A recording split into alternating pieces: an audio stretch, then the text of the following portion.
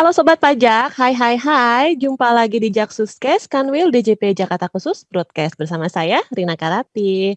Nah, kali ini edisinya sedikit lebih spesial dari sebelumnya, karena biasanya nih kita mengundang orang-orang dari kantor pajak.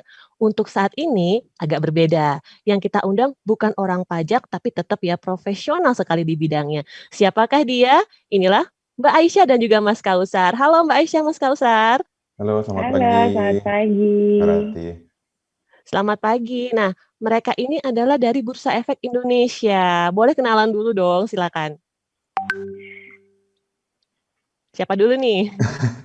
Gimana? Mas Kausar dulu Oke, dari saya dulu boleh. ya. Boleh. Oke, makasih Mbak Rati. Selamat pagi. Sebutannya apa ya, Mbak Rati, kalau para audiens?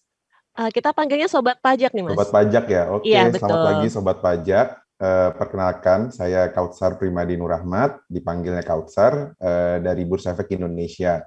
Jadi saat ini saya bekerja di divisi pengembangan bisnis, tepatnya menjadi kepala unit pengembangan produk 1.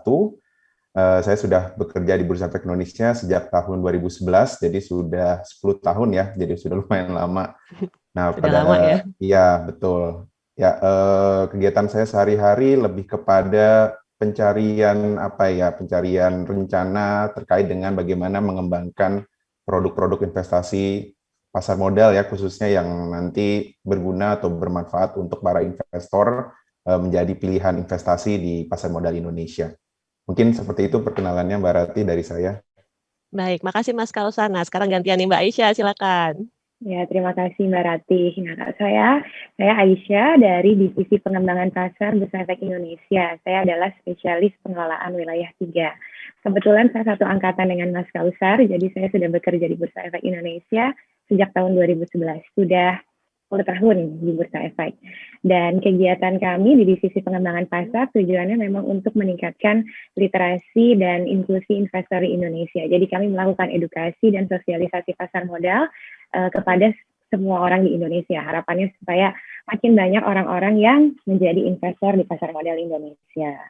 Baik, terima kasih sekali nih Mbak Aisyah dan Mas Kausar sudah berkenan hadir ya di Jaksuskes. Nah, mungkin Sobat Pajak ada yang bertanya nih, kok tumben-tumben sih kita mengundang narasumber yang bukan orang pajak.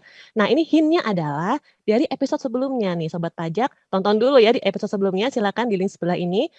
Jadi di sebelumnya kita membahas mengenai KPP perusahaan masuk bursa, yakni perpajakannya dan juga segala seluk-beluk mengenai KPP PMB. Tapi kita belum membahas mengenai bursa efek nih. Nah, inilah kenapa kita menghadirkan dua narasumber yang hebat di edisi kali ini. Mungkin langsung saja kali ya, kita mulai dari sejarahnya bursa efek Indonesia. Silahkan dijelaskan. Boleh Mbak Isya atau Mas Kausar nih? Oke, Mbak Ai. ya. Jadi Silakan. kalau kita ngomongin sejarah pasar modal, sebenarnya pasar modal di Indonesia ini sudah ada sejak zaman kolonial Belanda. Waktu itu di Batavia, tujuannya untuk kepentingan pemerintah Hindia Belanda dan juga kepentingan VOC. Namun, pasar modal di Indonesia itu sempat vakum karena berbagai faktor, di antaranya ada Perang Dunia Pertama, Perang Dunia Kedua, kemudian ada peralihan kekuasaan dari pemerintah Hindia Belanda. Dan pasar modal baru diaktifkan kembali pada tanggal 10 Agustus tahun 1977 dan saat itu dijalankan oleh Badan Pelaksana Pasar Modal atau Bapepam. Nah, kemudian di tanggal 16 Juni tahun 1989 mulai beroperasi Bursa Efek. Tahun 92, tepatnya di tanggal 13 Juli, terjadi swastanisasi Bursa Efek Jakarta, di mana saat itu sarana perdagangan efek diselenggarakan oleh BEJ dan Bapepam berubah nama menjadi Badan Pengawas Pasar Modal. Sampai akhirnya pada 30 November tahun 2007, telah resmi penggabungan Bursa Efek Surabaya ke Bursa Efek Jakarta. Dan sejak saat itu, organisasi tersebut berubah nama menjadi Bursa Efek Indonesia. Panjang ya sejarahnya ternyata ya. Dari Iya. zaman dulu. Iya, sudah lama sekali adanya. Cuma memang berarti dimulai dari ada dua ya, Bursa Efek Surabaya dan Bursa Efek Jakarta. Ini apakah dua-duanya sebelumnya menjual barang yang sama atau dibedakan sebelum akhirnya digabung menjadi Bursa Efek Indonesia?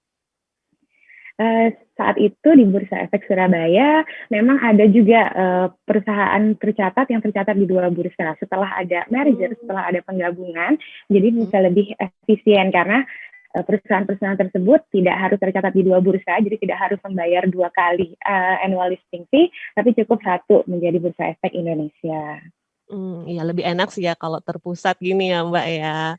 Oke, nah tadi kan Bursa Efek Indonesia disebutkan sebagai pasar modal, kalau tidak saya salah dengar ya.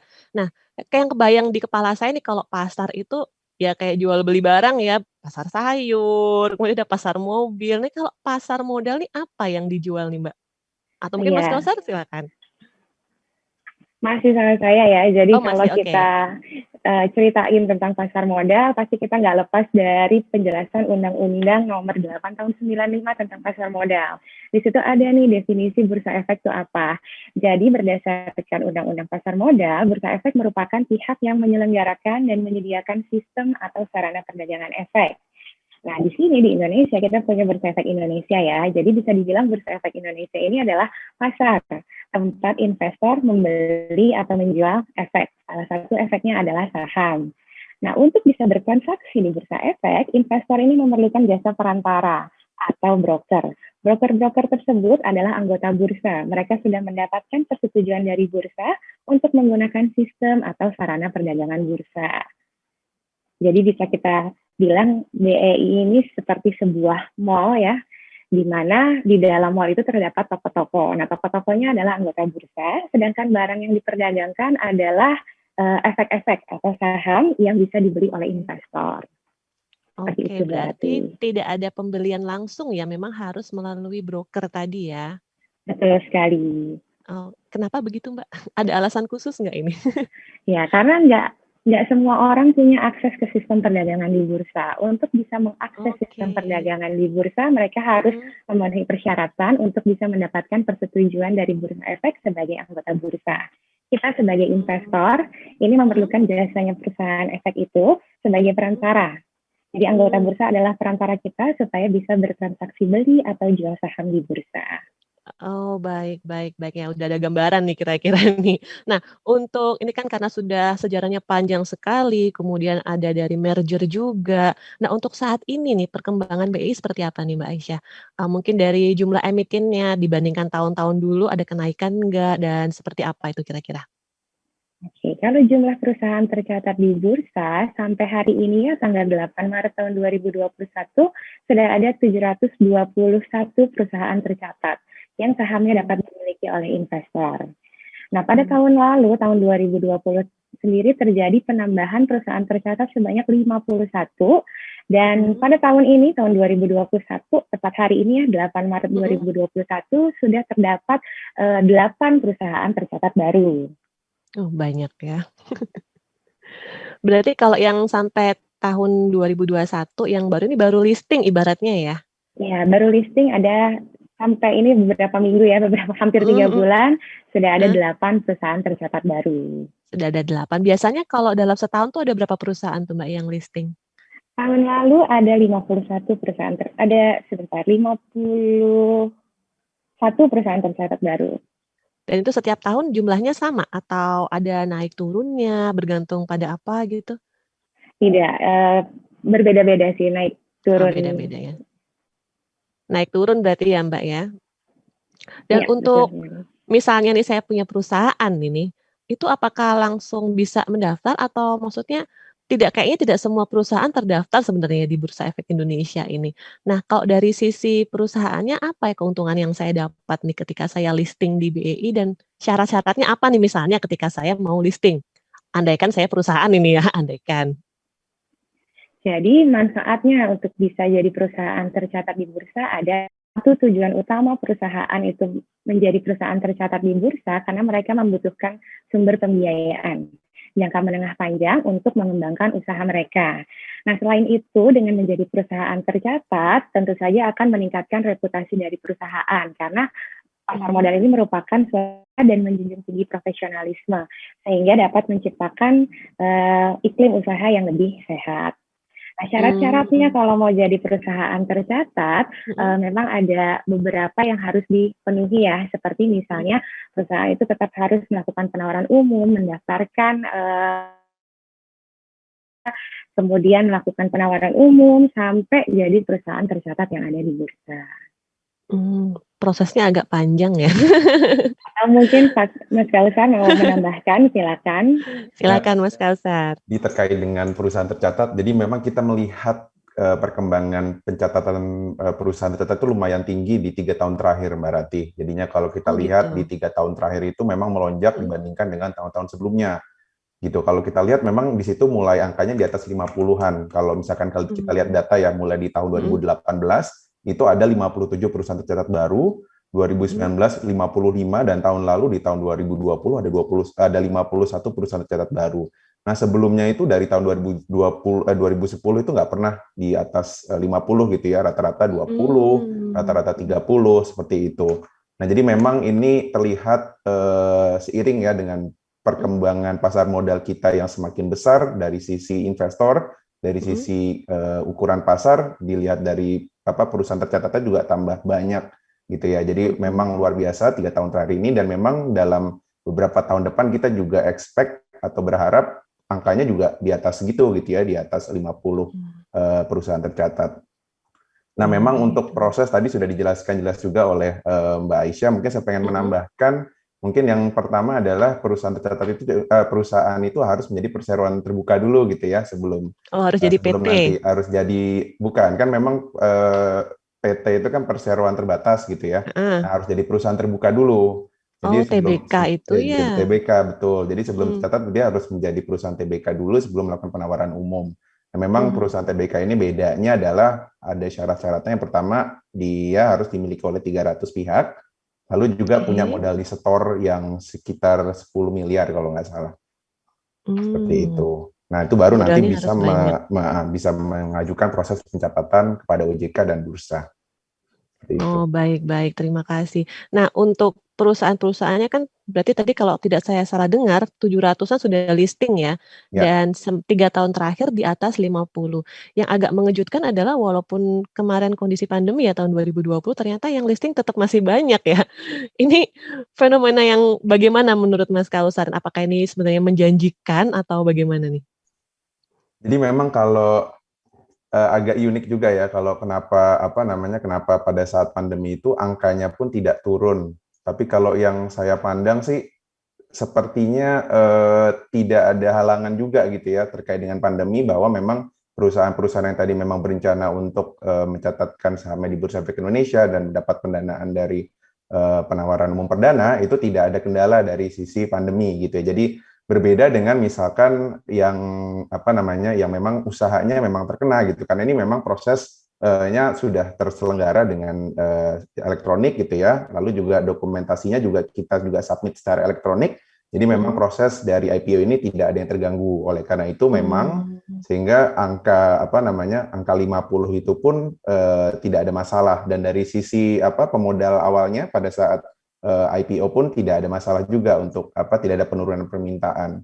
Seperti itu, Mbak Rati. Baik. Nah, dengan banyaknya perusahaan yang terdaftar, ini kan pasti macam-macam ya. Ada mungkin perusahaan yang di bidang konsumsi, ada yang mungkin di bidang transportasi. Nah, ini kalau di Bursa Efek sendiri ada pembagiannya nggak, atau mungkin clustering-clusteringnya? Oke, kalau clustering jadinya pembagian di Bursa Efek Indonesia itu kita namakan dengan klasifikasi bidang usaha gitu ya. Jadinya klasifikasi klasifikasi bidang usaha. Mungkin kalau misalkan pernah dengar di di BPS kan kita juga sering lihat ya pengelompokannya berdasarkan KBLUI. Nah, di Bursa Efek Indonesia ini memang kita bagi dengan penamaannya IDX Industrial Classification. Nah, itu memang baru, Mbak. Klasifikasi ini merupakan klasifikasi baru yang kita luncurkan di 25 Januari 2021 kemarin. Nah, IDXIC ini memang menggantikan klasifikasi Bursa Efek Indonesia yang sebelumnya yang dinamakan dengan Jakarta Stock Industrial Classification. Nah, memang tujuannya apa? Karena memang kita pertama ingin menyambut perekonomian baru gitu ya. Jadi kalau misalkan kita lihat banyak banget perusahaan-perusahaan dari sektor teknologi informasi. Nah, bahkan untuk kedepannya udah ada berita beredar unicorn kita udah mau listing gitu ya. Tokopedia, Gojek udah mau listing. Nah, kita ingin menyambut baik bahwa perusahaan-perusahaan IT kita sudah semakin besar, sudah semakin banyak, dan mereka punya potensi untuk tercatat di Bursa Efek Indonesia. Nah, dengan adanya klasifikasi baru ini kita menyambut jenis ekonomi baru yang tadinya memang tidak ada di klasifikasi sebelumnya, sehingga untuk klasifikasi baru ini akan lebih terlihat gitu ya. Nah, oleh karena itu nanti ada sektor teknologi menyelaraskan dengan common practice di dunia internasional seperti itu. Jadi kalau misalkan yang lama itu kita klasifikasinya berdasarkan aktivitas ekonomi, misalkan kegiatan pertambangan, kegiatan perdagangan, itu kan sebetulnya berbeda-beda ya. Perdagangan ada perdagangan baju, misalkan kebutuhan sehari-hari. Nah, itu memang sifatnya berbeda. Kalau misalkan kebutuhan sehari-hari ya, kalau misalkan perekonomiannya sedang lesu tetap ada yang beli gitu kan. Kalau Iya, misalkan betul. beli baju misalkan itu ya nanti, karena memang untuk ekonomi yang sedang susah pasti orang lebih barang kebutuhan pokok. Nah, hal seperti itu yang kita coba akomodir gitu ya, karena memang common practice-nya sudah melihat dari exposure dari marketnya seperti itu. Nah, Oh, memang begitu. untuk pengelompokannya sekarang sudah ada 11 gitu ya. Pengelompokannya sudah ada 11 yang kita sebut dengan sektor. Nah, yang pertama kita punya sektor energi gitu ya. Memang dia perusahaan-perusahaan yang memang terekspos di sektor energi ya tentunya. Misalkan batu bara atau minyak dan gas bumi gitu ya. Jadi berbeda dengan yang dulu kita sebutnya pertambangan tuh, Mbak. Jadi kalau pertambangan memang aktivitasnya kan ekstraktif Nambang gitu nih. ya, Iya. menambang gitu ya. Tapi sekarang kita melihat produknya, kita pengen melihat lebih ke pasar apa sih dia terpengaruh, pasar energi. Nah, berarti yang baru ini namanya makanya sektor energi. Nah, yang kedua itu kita punya barang baku. Nah, ini lebih industri dasar gitu ya. Memang nanti pengolahan dari barang yang memang setengah jadi yang nanti memang harus diolah kembali. Lalu untuk sektor ketiga itu sektor perindustrian. Itu untuk produk yang memang nanti dikonsumsi oleh industri. Nah, lalu selanjutnya kita punya sektor konsumen dan konsumen primer dan konsumen non primer gitu. Tadi yang sudah kita jelaskan bahwa kalau sektor konsumen yang primer tentunya dia lebih survive gitu ya untuk di kondisi perekonomian yang sedang lesu. Lalu kalau non primer itu kepada sektor konsumen yang memang dia mengakses barang atau menjual barang-barang yang sekunder dan tersier. Nah, lalu selanjutnya itu kita punya sektor baru, sektor kesehatan, gitu. Oh, ada Yang baru tadi nih. yang baru sektor kesehatan yang tadinya nggak ada. Nah, ini kita Iya. pengen meningkatkan exposure dari perusahaan-perusahaan kesehatan ya, yang memang ternyata cocok sekali pada saat kondisi pandemi ini. Nah, lalu kita punya sektor keuangan. Nah, ini nggak berbeda jauh. Lalu kita punya sektor properti dan selanjutnya kita punya sektor teknologi. Sektor teknologi itu tadi untuk mengakomodasi perusahaan-perusahaan IT yang nanti akan listing. Nah, lalu kita punya sektor infrastruktur dan punya terakhir sektor transportasi dan logistik. Jadi banyak banget nih Mbak Rinka. Jadi kalau misalkan sobat pajak pengen lihat-lihat, itu nanti ada di website kita gitu ya, biar lebih enak melihatnya. Iya, lebih jelas gitu Lebih kali ya. jelas, betul, karena banyak banget nih, ada 11 ada 11 Ada kelompok. 11. Baik, baik. Nah, tadi nih dalam kacamata saya sebagai perusahaan ibaratnya yang akan mencoba listing. Nah, dengan segitu banyak perusahaan yang listing, sekarang saya mencoba merubah sebagai kacamata investor ya. Jadi saya sebagai pribadi yang ingin berinvestasi melalui Bursa Efek Indonesia atau di pasar modal. Ini ada syarat-syarat tertentu nggak, atau bagaimana caranya supaya saya bisa masuk ke dalam dunia tersebut nih? Nah, penasaran jawabannya seperti apa? Jangan lupa saksikan Jaksuscast edisi minggu depan ya.